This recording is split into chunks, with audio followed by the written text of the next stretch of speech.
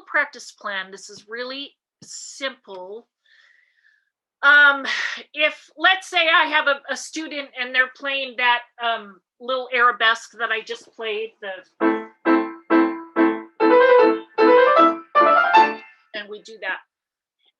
And they're getting ready. They're going to play it in SUPAF or play it in a festival. So these are my instructions. I'll have them perform it straight through. Then they work on any little practice spots, and you almost don't have to tell students to work on practice spots. They will just automatically do that. But then I have them practice in sections. And in a piece that's that short, I don't have to worry about small, medium, and large sections. But in longer pieces, you do. And then after they do sections, and I'll have them do different, that's when I have them do different tempos or change up, staccato, legato, and just fun things to make their practicing fun. And then at the end, I have them perform. What I see students do, and they need to perform at the end of it, let's say they've spent 20 minutes on a piece. They need to perform it at the end because that is a reward. That is, that's just like payback. And it's like when we work with a student in a lesson, it's so nice at the end if there's time to, all right, let's play and see what we've done. The danger in that is very often they measure their progress by that final run through or performance, where I try to help them understand that if they practice really well today, their final performance will be great, but the measuring stick is their first performance tomorrow. Before they should be warmed up, and can you just sit down and play it straight through? And if I have a student in here and they're frustrated and we all hear, oh, I can do that at home, I can do that at home. And we've all heard that a million times in our life. And my next question is, can you do it the first time? And that's always puzzling, but usually when they think about it, they'll say, well, after I practice it and then I do it and it's great, then I come here and I can't. And so if they can do it the first time they sit down at home, then they'll have a much better success in the lesson. And so that's something to think about. So I do that final performance in the lesson and in practicing because it's a reward, and then we know if we've made progress. But that first performance when you first sit down, that's the real kind of the deal. That's the measuring stick. So anybody have any questions on that?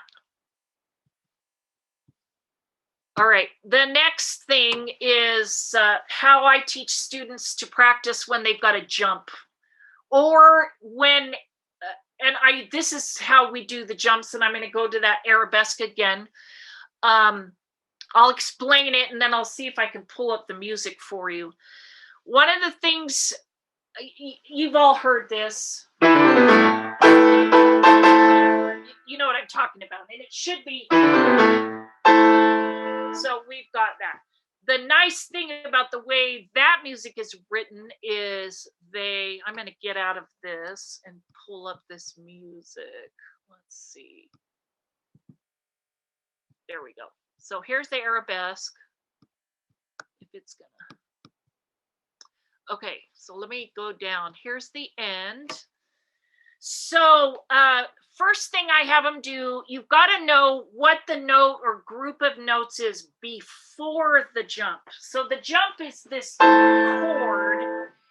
So you have a 5-finger minor, and then you've got a rest, not very long, and then you have up there. So what I have them do, either one or a group of notes before the jump. I'll have them play the group of notes, and then we jump up, and let me see if you can see this better. We jump up and touch the chord or the note of the jump, but we don't make any sound.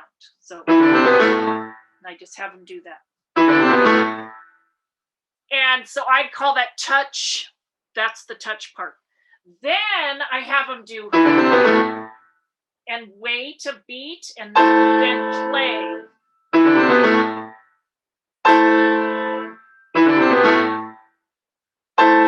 That's touch and play. And after they've done that, then by jumping to the chord or the note of where that you're jumping to and touching it but not playing it first, it's like putting the brakes on. If you're driving, let's say you're driving down the street. When my kids were little, they would say, "Oh, Mom, look at that tree," or "Oh, Mom, look at that. Oh, there's a dog." And I used to joke with them and say, "I can't look, I'm driving." But so the brakes, when we put on the brakes, then we can look around and enjoy the scenery. So by touching the chord, that's like putting on the brakes, and you feel what it feels like, and there you go. And just practice touching. If sometimes if they're having a lot of problems with a spot where they've got to jump, I'll do that, like that first step where they touch it but don't play it. I'll have them do that all week, and the next week I'll have them touch it, wait, and then play it. And then the third week, then they can play it normal, and they're probably playing it normal anyway, and that's fine. But there's something about touching a chord, waiting, and then playing it. It helps them know what to do. You can use this same technique on any, it doesn't have to be a jump, but any note that they tend to miss. So you go and you touch it. So let's see, let me,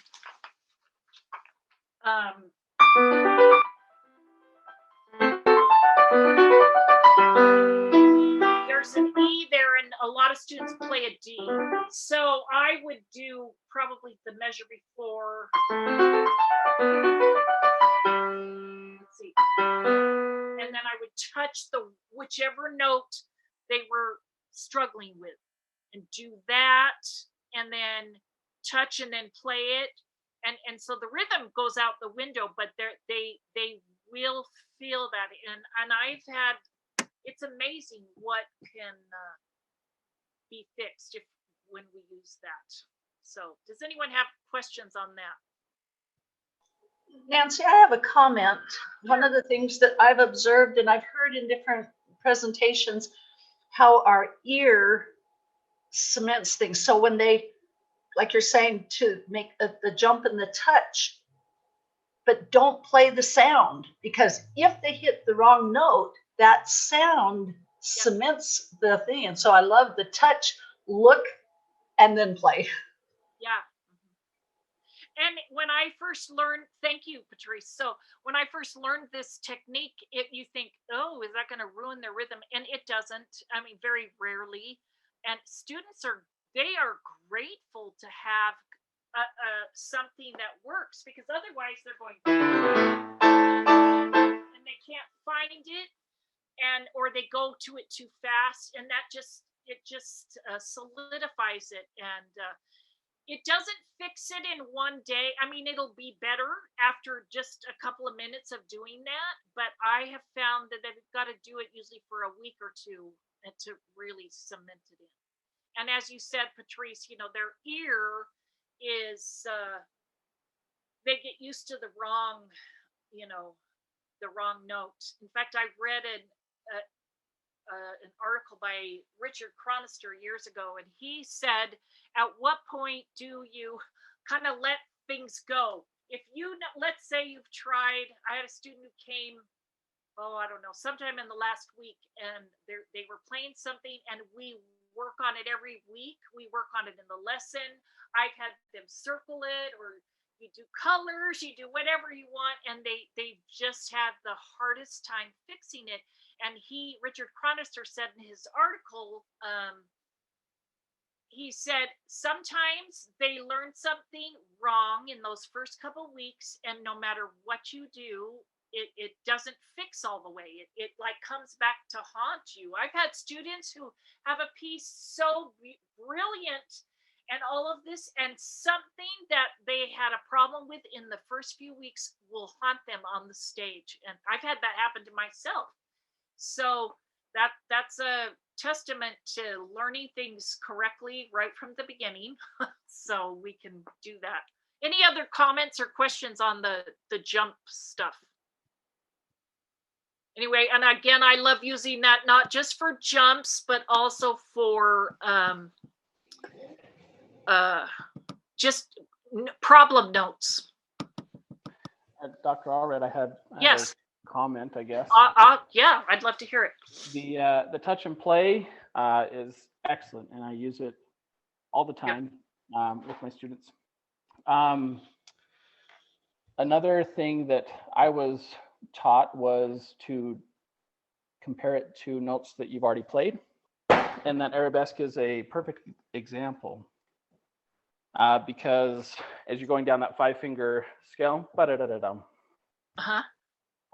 the right hand is already where the left hand is going to go, right?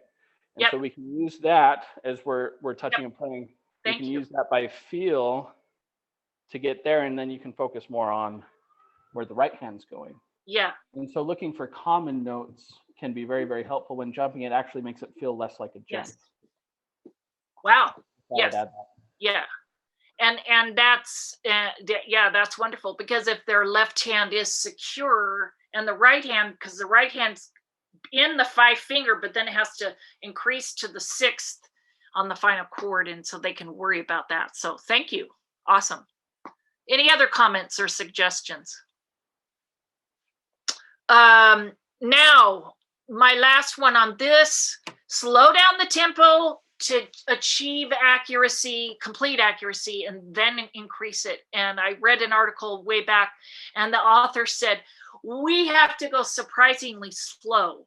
On the flip side, if we don't start moving things and getting the tempo up when we're able, we can go too slow. I know way back in my college years, I was playing Rachmaninoff, and I realized that I hadn't spent enough time on a faster tempo. And I remember one lesson, Dr. Pollei was just pushing me to go faster. And I thought, oh, I've been working so hard on making sure it was perfect all along the way that I was quite a bit under tempo. So I had to work on that. So you do have to increase the tempo when you're ready. So I'm going to probably what we have time for, there's the rhythm thing. I've showed this. There we go. I use 2 methods, if you will, to help. And I use a lot more than this, but this is just to help students to get faster. One is, I've been referring to this, we have to start at a slower tempo, get it accurate, and that's a big deal. And I also love the word, can you play it easily? Because if they're playing it and it's still difficult and labored in their fingers, then they're not ready to move it up, so that's one of the things I'll say. On a scale of 1 to 10, is it easy yet? No, it's still, and the student, they know. And anyway, so I have students, we will find, and I help them find, what is that slow, accurate tempo. Sometimes we use the word perfect, but sometimes in our society, I don't know if we need to abolish that word or not, but accurate is a great word. So let's say we're slowing down and we've got the piece at 80 on the metronome, and then we move up a notch. And by a notch, I mean the ones on the good old metronomes. You probably can't see this, but 80, 84, 88. If most students now have digital metronomes, I don't like moving up by 1. So if they have a digital, I'll say, well, let's do 80, 85, 90. You can do that, or I'll do by 4s. And the reason is, when you go 80 to 81, and this is my opinion, there's hardly any difference. But when you do 80 to 85 or 84, there is a little bit of a difference and they can feel that, and that's good for them. So I'll show you kind of a little chart, which is on the handout. Let's say you have it at 80, you feel good, you move it up, but it falls apart. Then you need to go back down to 80 and do that again. Try again the next day. So, okay, I've got 84. Now 84 is pretty good. It's easy, it's accurate. So let's go to 88. 88's good. Okay, all right. Then we go to 92, it falls apart, or it's just a lot of mistakes. So if you move it up, this is me. If you move it up and it falls apart, then you need to go back down to the one that's comfortable and easy. And because if you move it up and it falls apart, but they keep doing it and it's too fast for where they are, it's not gonna, most students can't get it that much better at the faster tempo. And so it's almost can be a relief. And again, let me show you this little, that's just a scenario. Now this might take several weeks of, 80, 84, 88. Oh, I got to go back down to 84, get that. So very often, this could be, again, several weeks by the time they are at 80, and then they can achieve 100. But that's just sort of what might happen. What I love to do is many years ago, I had a student who came in and said, I cannot get this section up to tempo. Like, he had everything, one section, the most technical, I just can't do it. And he'd been doing faithful with the metronome. I can't do it. And so I had him, I call it sudden leaps to performance tempo. So let me just explain this. So we'll just use 80, getting up to 100. So he was stuck at 80. The rest of the piece was 100, and he was just beside himself. So practice 80, go to 84, then get brave and flip it up to your performance tempo at 100. And it's probably going to be terrible. Like he said, he just couldn't get it. Lots of mistakes, it fell apart. Okay, but there is something that happens by just trying it. And so then you go back and you say, well, I achieved 80 and 84. Those are good. So I'm going to try 88. And 88 was a little problematic, but not too bad. So, but it's still not accurate. So then go back to the 84. I got that. I'm showing myself I've got it. Okay, all right. Now I'm going to flip up to 100 again, just to see. And it's actually fun, especially for students who love to play fast, because I make them stay at that more moderate tempo, and then we flip it up, and it's not very good. But what you find is every time you flip up to 100 in between gradually moving it up, that performance tempo gets a little better each time. And it is amazing. And I did this with this college student, and he was blown away. He was like, I can't believe it, this actually works.